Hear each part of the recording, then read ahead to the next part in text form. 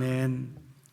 이 시간 오늘 저희가 하신 하나님의 말씀 보시도록 하시겠습니다. 하나님 말씀 신약성경 누가복음 1장 26절에서 38절까지 말씀을 보시도록 하겠습니다.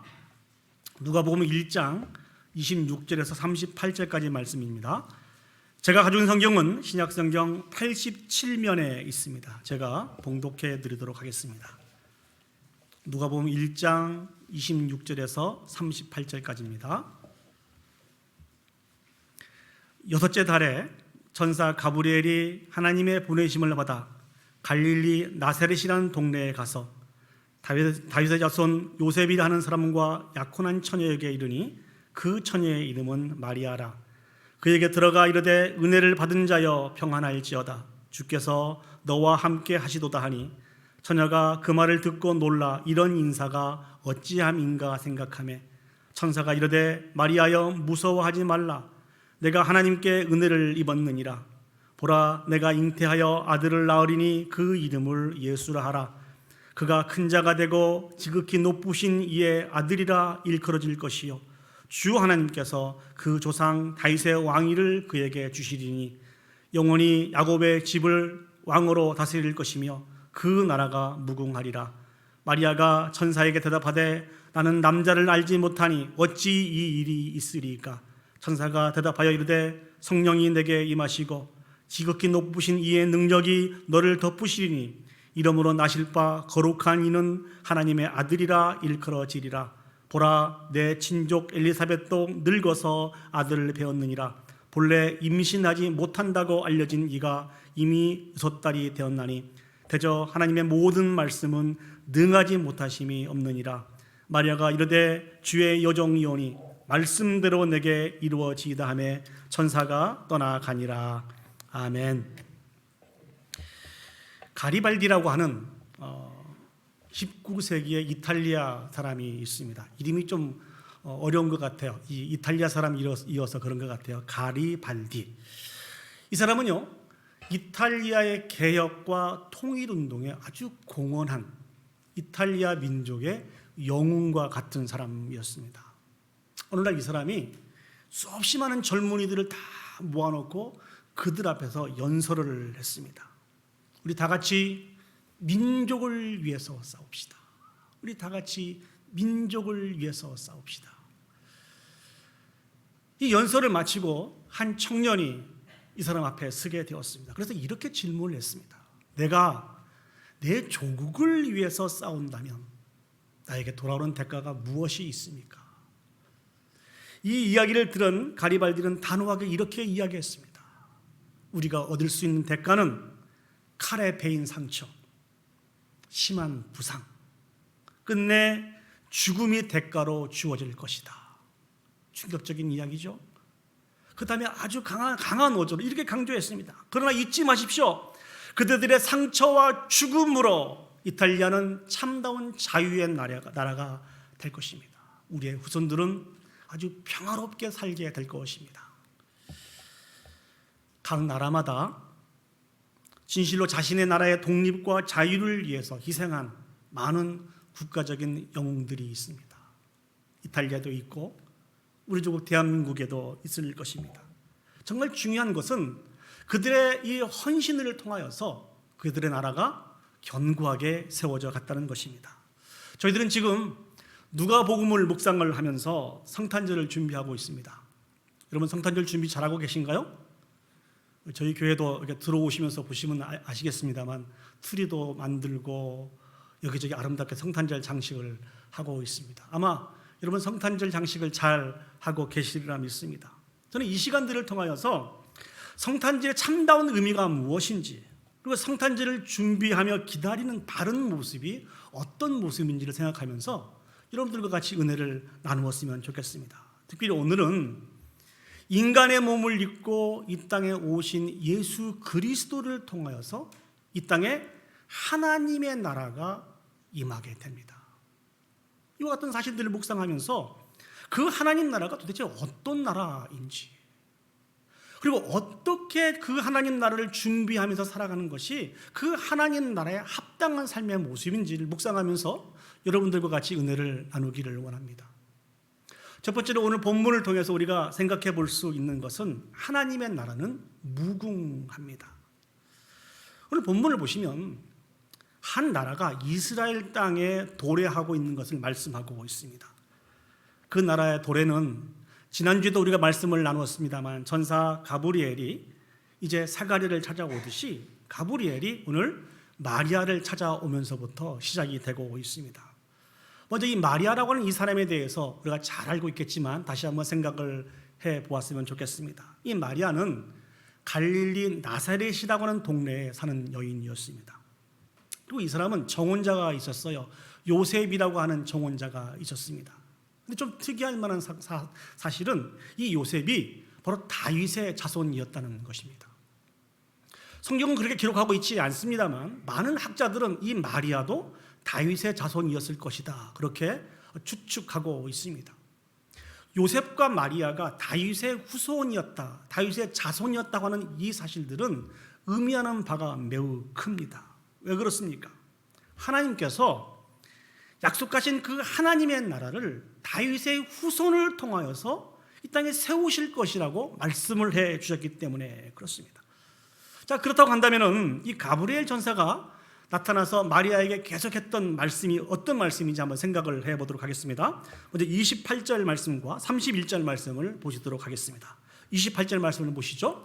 그에게 들어가 이르되 은혜를 받은 자여 평안할지어다, 주께서 너와 함께 하시도다 하니. 31절 말씀입니다. 보라, 내가 잉태하여 아들을 낳으리니 그 이름을 예수라 하라.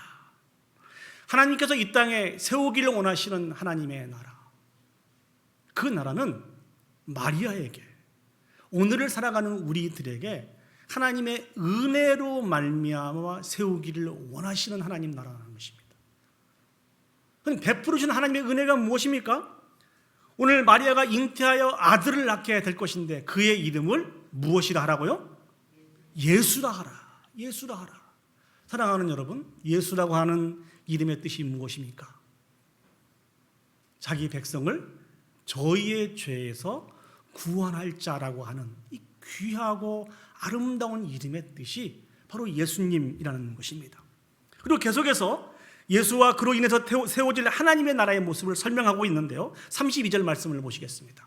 그가 큰 자가 되고 지극히 높으신 이의 아들이라 일컬어질 것이요, 주 하나님께서 그 조상 다윗의 왕위를 그에게 주시리니. 33절 말씀을 보실까요?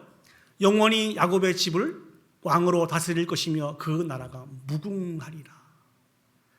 예수 그리스도께서 이 땅에 세우기를 원하신 그 하나님의 나라는 어느 날 갑자기 등장한 나라가 아닙니다. 힘이 없던 몇몇 사람들이 힘을 가지게 되고 그것으로 인해서 야, 우리 하나님의 나라를 한번 세워보자, 이렇게 등장한 나라가 아니라는 것입니다.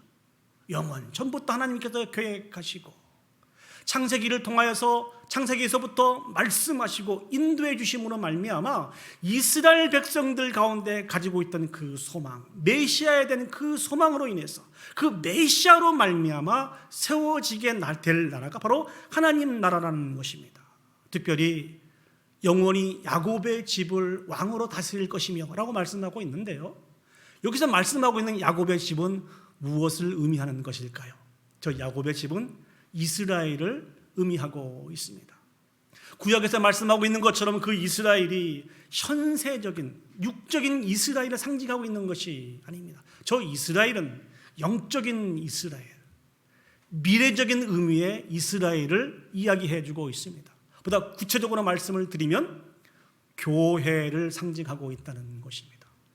사랑하는 여러분, 교회가 무슨 뜻인지 여러 번 말씀을 드렸죠? 예수 그리스도를 구주로 믿는 사람들의 모임을 가리켜서 교회라고 합니다. 우리들의 모임이 바로 교회입니다. 예수 그리스도는 이 땅에 오셔서 이 교회를 통치하시고 다스리시는 분이십니다.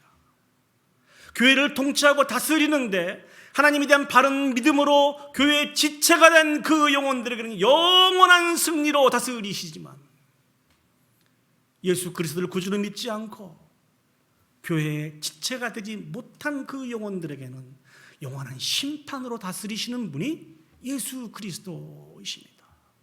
이분이 하나님 나라의 주관자라는 것입니다. 그래서 사랑하는 여러분, 이 하나님 나라에 놀라운 특징들이 있습니다. 그 특징은 무엇인지 아십니까? 그 나라가 무궁하리라. 한번 따라서 해보시죠. 그 나라가 무궁하리라. 하나님의 나라가 무궁하게 된다는 것입니다. 이 세상에 있는 나라가, 사랑하는 여러분, 무궁한 나라를 여러분 알고 계십니까? 한 나라가 세워지게 되면은 시간이 흘러간 다음에 그 세력이 약해져서 다 망하게 되어 있습니다. 흥이 있으면 망하게 되었다는 것이죠. 이건 우리 주변의 모든 나라의 역사를 통해서도 우리가 알 수 있는 일들입니다. 특별히 오늘 본문에도 등장하고 있는 이스라엘 백성의 주변 강대국의 역사를 통해서도 이와 같은 사실들은 분명하게 우리가 알고 있습니다. 여러분 강조를 했습니다만 다시 한번 살펴보도록 하겠습니다. 한 나라인 이스라엘이 북이스라엘과 남유다로 나누어지게 되죠. 북이스라엘은 아수르로 인해서 멸망이 되고 남유다는 바벨론에 의해서 멸망이 됩니다. 저 바벨론 나라 결코 무너지지 않고 영원할 줄을 알았습니다. 그러나 많은 시간이 흘러간 이후에 저 바벨론의 세력이 약해져서 메대와 바사로 나누어지게 되고요. 저 바사가 좀 강화해져서 파사, 바로 페르시아 제국이 세워지게 됩니다. 우리는 잘 알고 있습니다. 저 페르시아의 초대 왕이 누굽니까? 우리가 너무나 잘 알고 있는 고레스 왕입니다. 고레스 왕 앞에 늘 붙어 있는 이 왕을 칭하는 말이 있습니다. 그게 무엇인지 아십니까? 왕 중의 왕이라는 것이죠. 얼마나 강력했으면, 얼마나 능력이 있었으면 그 이름 앞에 왕 중의 왕이라고 하는 이 이름이 붙었을까요? 그러나 사랑하는 여러분, 왕 중의 왕이었던 고레스도 죽게 되고 영원할 줄 알았던 그 페르시아도 결국 알렉산더 왕 앞에 무릎을 꿇게 되었습니다. 이것이 세상의 이치입니다. 세상의 역사는 계속해서 이러한 일들에 반복해서 역사가 진행이 됩니다. 그런데 우리 예수 그리스도를 통해서 세워진 이 하나님의 나라는 절대로 망하지 않는다는 것입니다. 영원 무궁하게 될 것이라고 오늘 성경은 거듭해서 우리에게 말씀하고 있습니다. 예수 그리스도의 그 나라, 하나님의 나라가 망하지 않고 영원 무궁하게 된다고 하는 의미는 우리에게 어떤 유익이 있습니까? 예수 그리스도와 맺으신 그 언약, 예수 그리스도께서 우리에게 주신 그 하나님 나라의 비전, 예수 그리스도로 말미암아 소유한 그 소망, 예수 그리스도를 향한 우리의 믿음이 결코 헛되지 않는다는 것입니다. 여러분, 하나님이 어떤 약속을 붙들고 지금까지 살아가고 계십니까? 성경이 우리에게 약속하고 있는 하나님의 언약은 무엇입니까? 우리는 죄로 말미암아 다 죽을 수밖에 없는 그런 사람인데, 우리를 사랑하시되 끝까지 사랑하여 주셔서 이 땅에 예수 그리스도를 보내주심으로 말미암아 우리의 죄의 문제를 해결해서 하나님의 자녀 삼아 주시겠다고 이 놀라운 약속을 하나님께서 우리에게 해 주셨습니다. 이 약속이 변치 않는다는 것입니다. 뿐만 아니라 때를 따라 돕는 은혜를 베풀어 주셔서 실패하고 좌절하고 절망할 수밖에 없는 우리의 인생들에게 참 승리를 허락해 주시겠다고 주님께서 약속해 주셨습니다. 이 약속이 변치 않는다는 것입니다. 그런데 사랑하는 여러분, 이 놀라운 하나님의 약속을 받아 누리려면 조건이 하나 있습니다. 우리가 다 하나님의 백성이 되어야 된다는 것입니다.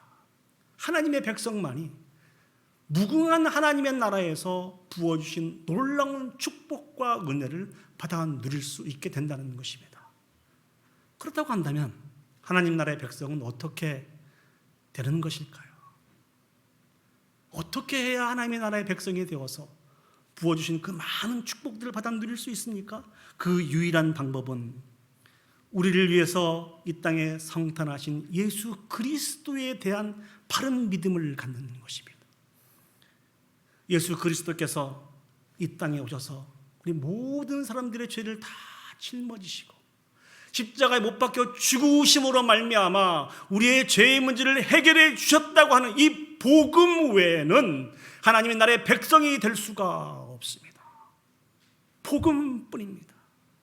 그래서 성탄하신 예수 그리스도를 준비하며 기다리고 있는 우리들에게 있어서 그 나라가 무궁하다고는 이 사실 앞에 반드시 다시 한번 점검해야 될 것이 무엇인가? 내가 예수 그리스도에 대한 바른 믿음이 있는가? 내가 진실로 예수 그리스도를 믿고 있는지 이 믿음을 점검해야 돼요. 어느 할머니에 대한 이야기를 여러분에게 해드리기를 원합니다. 이 할머니는 저는 한 번도 이 할머니가 흐트러진 모습을 보여본 적이 없습니다. 늘 반듯하고 늘 자기 자신을 잘 관리했던 분입니다. 이분은 한 번도 주일을 빠지지 않았어요. 제 기억에는요. 매 주일마다 교회에 오셨고 또 목회자들을 얼마나 잘 섬기는지 모릅니다. 늘 가정을 오픈해서 목회자들을 섬기고 또 주변에 있는 이웃들을 대접하고 그렇게 살아갔습니다. 이분의 주된 낙이 그거예요. 그런데 중요한 문제가 있습니다. 이분은 하나님에 대한 믿음이 없어요. 이건 놀랍지 않습니까? 매 주일마다 교회에 와서 예배를 드려요. 목회자를 정말 잘 섬겨요. 성도들에게 얼마나 많은 사랑을 베푸는지 모릅니다. 그럼에도 불구하고 이분은 하나님에 대한 믿음이 없어요. 이분이 임종의 시간이 되어서 가족들이 급하게 저를 찾았습니다. 그래서 그 가정에 갔어요. 여러 번 계속해서 예수 그리스도의 생명의 복음을 증거했습니다. 예수 그리스도를 구주로 믿어야만 그 영원한 하나님의 나라에 가실 수 있습니다. 예수 그리스도께서 할머니를 위해서 십자가에 못 박혀 죽으신 것을 믿으십니까? 믿는다고 말씀하세요. 이 고백을 하셔야 돼요. 계속해서 이런 말씀을 드리니까 이 할머니가 어떻게 이야기를 하는 거니? 목사님, 왜 이렇게 자꾸 예수 믿으란 얘기만 해요? 그 말 말고 다른 말씀을 좀 해주세요. 저는 더 살고 싶어요. 지금 죽고 싶지 않아요. 제가 더 살 수 있도록 저를 위해서 기도해 주세요. 그래야 또 목사님들 모시고 파티도 하고 성도님들 모시고 파티할 거 아닙니까?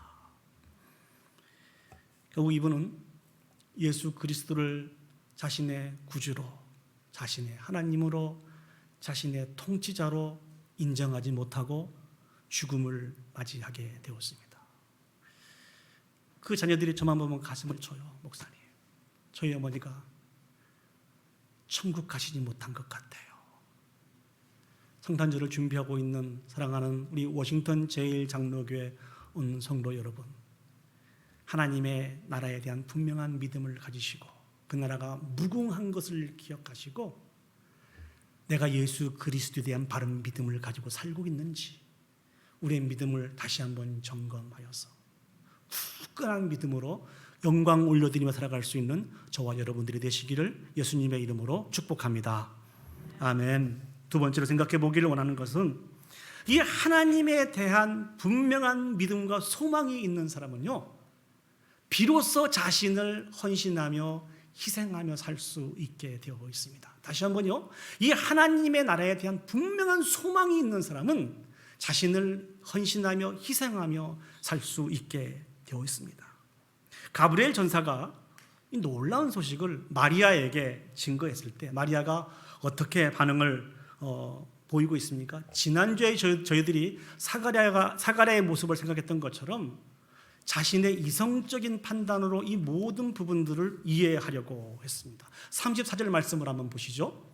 마리아가 전사에게 말하되 나는 남자를 알지 못하니 어찌 이 일이 있으리까? 지난주에 사가랴는 뭐라고 이야기했습니까?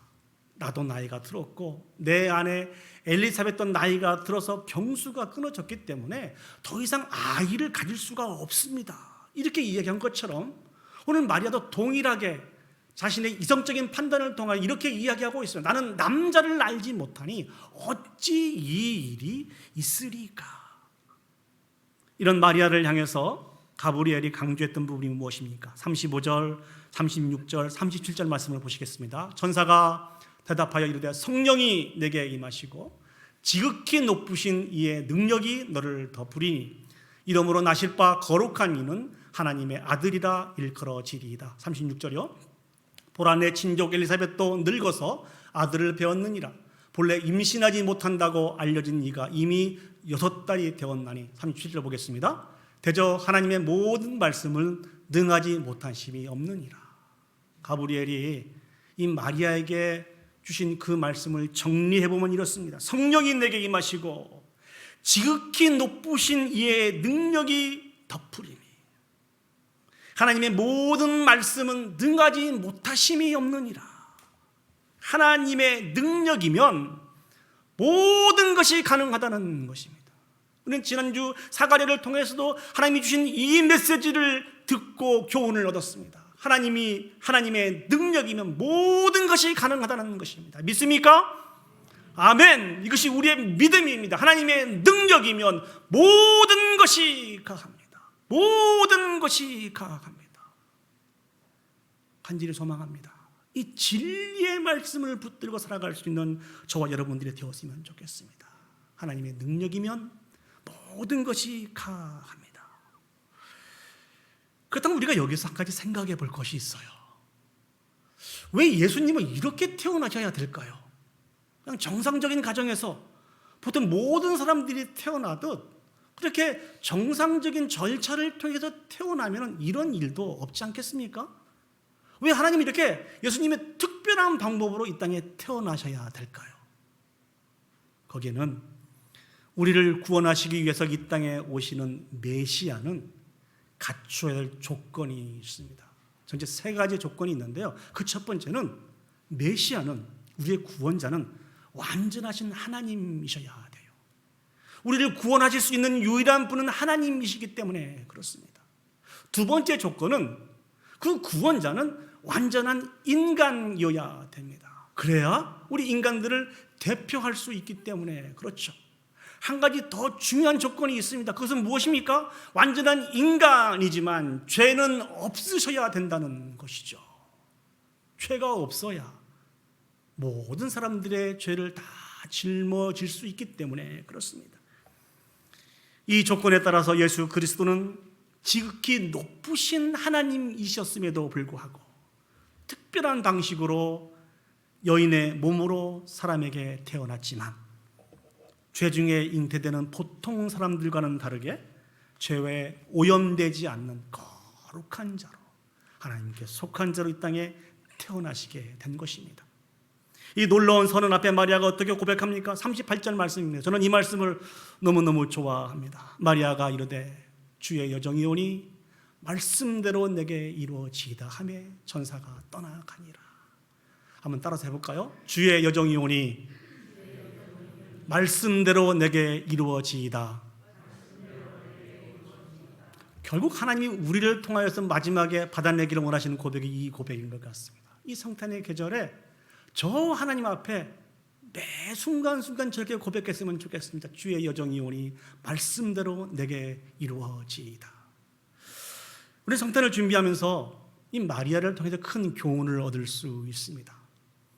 그런데 우리와 동일하게 성경을 가지고 하나님을 믿고 있는 우리만 교훈을 얻는 것이 아니고 다른 종교를 가지고 있는 사람들도 이 마리아에 대해서 교훈을 얻는다고 강조하고 있습니다. 그들이 이야기하고 있는 교훈은 그 첫 번째는 마리아는 하나님의 어머니라는 것이죠. 그래서 마리아에게 너무 많은 강조점을 많이 두고 있습니다. 두 번째는요, 이 마리아는 영원한 동정녀라 그렇게 우깁니다. 왜 제가 우긴다고 표현했는 거니? 영원한 동정녀라고 하는 말은 이 마리아는 죄가 없으신 예수 그리스도를 낳기만 했지 또 다른 죄인들은 낳지 않았다는 것입니다. 성경은 그렇게 말씀하고 있지 않거든요. 아무튼 영원한 동정녀다 이렇게 얘기하면서 마리아를 높이고 있습니다. 또한 이 마리아는 육체적으로 죽음을 당하지 않고 승천했다 이렇게 마리아를 높이고 있습니다. 또한 이 세상에 죄가 없는 사람이 단 한 명도 없는데 이 마리아도 예수님처럼 죄가 없는 분이다 이렇게 이야기하면서 마리아가 얼마나 위대한 자고 존귀한 자인지를 들춰내면서 마리아를 높이고 있습니다. 이 모든 것은 성경이 우리에게 말씀하고 있지 않은 내용입니다. 그렇다고 한다면 우리 성경을 통해서 마리아를 통해서 우리가 얻을 수 있는 교훈은 무엇일까요? 마리아는 하나님의 나라에 대한 분명한 확신이 있었습니다.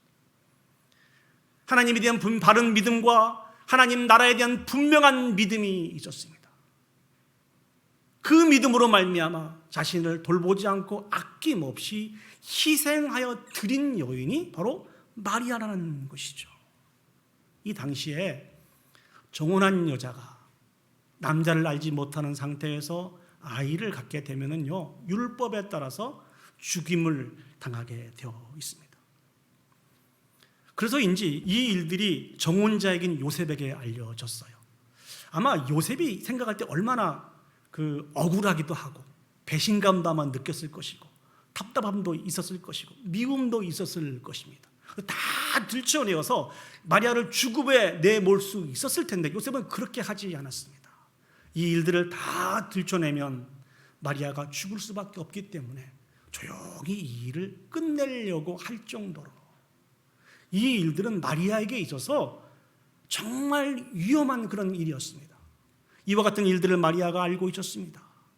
그러나 그럼에도 불구하고 자기 자신을 통하여서 하나님의 나라가 이 땅에 임하게 된다고 하면, 자기 자신을 통하여서 그렇게 오랫동안 기다렸던 메시아가 이 땅에 오시게 된다면, 내가 희생된다 할지라도, 내가 철저하게 많은 지옥 속에 죽어간다 할지라도 저는 순종하겠습니다. 주의 여정이오니 말씀대로 내게 이루어지이다. 이 고백으로 자신을 들여가고 있는 것입니다. 자신을 희생시키는데 조금도 주저하지 않던 여인이 바로 이 마리아였습니다. 사랑하는 여러분, 우리 이 놀라운 사랑을 또 다른 데서 발견할 수 있죠. 어디서 이 놀라운 사랑을 발견할 수 있습니까? 바로 예수 그리스도의 사랑에서 이와 같은 일들을 발견할 수 있습니다. 하나님이신 예수님께서 이 땅에 오신 이유가 무엇입니까? 자기 자신을 희생하기 위해서, 자기 자신을 십자가에 못 박혀 죽기 위해서 이 땅에 오신 분이 예수 그리스도입니다. 왜 그렇습니까? 그렇게 희생해서 자기 자신이 죽어야 하나님의 놀라운 구원의 계획이 이 땅에 펼쳐질 것이고, 그렇게 사랑하는 당신의 백성들이 구원에 참여할 수 있기 때문에 그렇습니다. 이 성탄의 계절에 주님이 베푸신 그 사랑을 다시 한번 기억했으면 좋겠습니다. 그 사랑을 기억하고 하나님의 나라에 대한 분명한 확신을 갖게 되었을 때, 오늘 마리아가 그랬던 것처럼, 예수 그리스도께서 그렇게 사셨던 것처럼 비로소 자신을 기쁜 마음으로 자원하는 심령으로 희생할 수 있습니다. 그곳에 놀라운 하나님의 역사가 나타나게 되어 있습니다. 한 목사님의 간증을 말씀드리면서 설교를 정리하도록 하겠습니다. 여러분, 김동호 목사님이라는 분을 아시죠? 저는 이 목사님을 통하여서, 이 목사님이 쓰신 책과 하신 설교 말씀과 가르침을 통하여서 많은 은혜를 받았습니다. 이 목사님이 이제 오랜 동안 그의 사역을 잘 마치시고 은퇴를 하셨습니다. 은퇴를 하였을 때 이 목사님을 기다리고 있는 것이 있었어요. 전혀 생각하지 못했던 것인데 이 목사님이 암에 걸리게 되었습니다. 지금 현재 3개의 암을 가지고 있다고 합니다.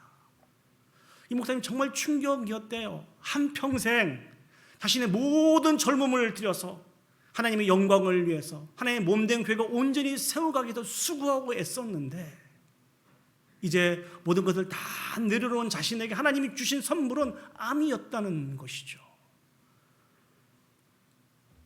이렇게 이제 그 항암 치료를 하면서 고통 중에 있는데 하나님이 이 목사님에게 또 다른 사명을 주시더래요. 그 사명이 무엇인고니? 내 백성을 위로하라는 것입니다. 하나님의 백성을 위로하라고 하는 이 사명을 주시더래요. 이 목사님이 하나님 앞에 그렇게 따졌대요. 하나님, 지금 위로와 격려를 받아야 될 사람이 전데 제가 누구를 위로합니까? 저를 좀 위로해 주세요. 하나님이 이 목사님에게 주시는 말씀은 그거더래요. 영원한 하나님의 나라에 대한 분명한 확신이 너에게는 있지 않니? 이 분명한 확신을 가지고 좌절하고 절망하며 세상의 무거운 짐들 속에서 힘들어하고 어려워하는 내 백성을 위로했으면 좋겠다. 그 말씀 앞에 항암 치료를 위해서 힘든 중에도 그 말씀에 순종하여서 자신을 들여가기를 원했던 목사님이셨습니다. 그때 시작했던 방송이 날기새라고 하는 이름으로 방송이 시작이 됐는데, 날기새라고 하는 말이 어떤 말의 그 줄임말인 거니 날마다 기막힌 새벽이라는 말의 준말입니다. 평생 사역을 감당하면서 날마다 기막힌 은혜를 베풀어 주신 그 하나님의 은혜와 사랑을 통하여서 모든 부분들을 극복할 수 있었기 때문에 이 날기새 방송을 통하여서 암이 걸려서 힘들어하고 있는 하나님의 백성들, 또 여러 가지 많은 문제들로 인해서 수고하고 무거운 많은 짐으로 인해서 애타고 있는 그 백성들을 위로해야 되겠다고 하는 이 마음으로 그 방송을 고통 속에서 시작하셨다고 합니다. 그 방송을 통해서 그 목사님이 말씀하시는 말씀과 또 간증을 통해서 수없이 많은 암을 가지고 있는 사람들과 수없이 많은 당신의 백성들이 위로를 얻게 되었다고, 정말 감사하다고 하는 그런 이야기를 목사님에게 전달했다고 하는 이야기를 들어본 적이 있습니다. 사랑하는 여러분, 하나님 나라에 대한 분명한 확신이 있는 우리들은 힘들고 어려운 상황 속에서도 우리 자신을 믿음을 가지고 들어가게 되어 있습니다. 아무나 할 수 있는 일들이 아닙니다. 분명한 확신과 믿음을 가진 사람만이 감당할 수 있는 일입니다. 성탄을 준비하면서 하나님에 대한 분명한 확신을 가지고 있는 우리들이 이제 우리 자신을 들여서 아직도 예수 그리스도를 구주로 믿지 않고 있는 많은 영혼들을 위해서, 힘들고 어려운 상황 속에서 좌절하고 절망하고 있는 그 영혼들을 위해서 우리 자신을 데려갈 수 있었으면 좋겠습니다. 우리를 통하여서 그들에게도 참 빛인 예수 그리스도께서 비춰주실 것입니다. 이제 말씀을 정리하도록 하겠습니다. 하나님께서는 우리 가운데 하나님의 나라를 이루시길 원하십니다. 그런데 그 하나님의 나라는 세상에 있는 많은 나라들과 달리 끝이 없는 영원 무궁한 하나님의 나라입니다. 믿습니까? 영원 무궁한 하나님의 나라입니다. 예수 그리스도가 이 땅에 오신다는 것은 하나님의 약속의 말씀대로 그 나라가 이루어지는 것입니다. 그 예수 그리스도 앞에 우리 자신 한번 점검을 해보았으면 좋겠습니다. 나는 바른 믿음을 가지고 바른 신앙으로 고백하고 있는가? 그 예수 그리스도 앞에 우리 자신을 온전히 희생하며 축복의 통로의 삶들을 감당하고 있는지 우리 자신을 한번 점검을 해보았으면 좋겠습니다. 간절히 소망하는 것은 2021년 이 성탄절을 준비하면서 기꺼운 마음으로, 즐거운 마음으로 우리를 희생하고 헌신하는 삶을 통하여서 우리를 통하여 수없이 많은 영혼들이 주께 돌아오는데 귀하고 아름답게 사용되는 우리 자신과 우리 교회와 우리 가정이 되기를 예수님의 이름으로 축복합니다. 아멘. 제가